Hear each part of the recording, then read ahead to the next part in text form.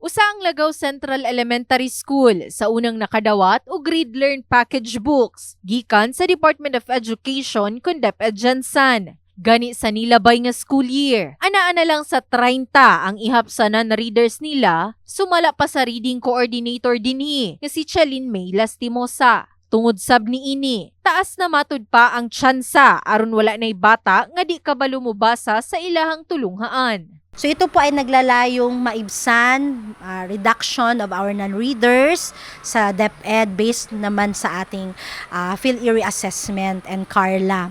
And also, ma'am, to give ma'am new strategies sa ating mga guro, paano gawin ang pagpapabasa sa mga bata natin. Duha ka tuig sab ang gigahin sa mga magtutudlo sa DepEd Jansan aron makumpleto ang context sa gikaingong reading worksheet. We are now focusing on reading, the beginning reading, and we expect that our generals ay malisten po ating non-readers using this work text. Yung work text because dito po sila susulat and to determine also the different skills not only in writing but also in reading and identifying some of the patterns. Dili lang kini alang sa mga estudyante sa elementary, apan apil sab ang high school. We also have, considering the budget also. So thanks for the national budget na for the stage 1 na nagkaroon nito.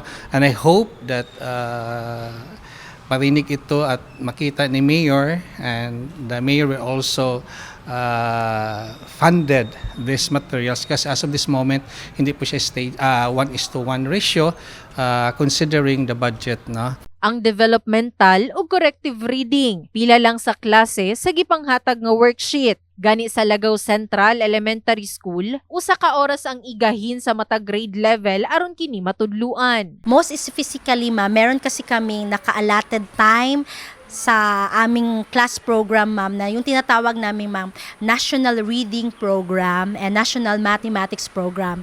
So every grade level, ma'am, meron siyang time allotment. Sa pagkakaron, unom lang usa ka pampublikong tulunghaan sa Jansan ang magahinan sa maong worksheet ilawom sa Bugsay I Jansan Program. In the heart of changing lives, kini si Liza Labajo, Brigada News.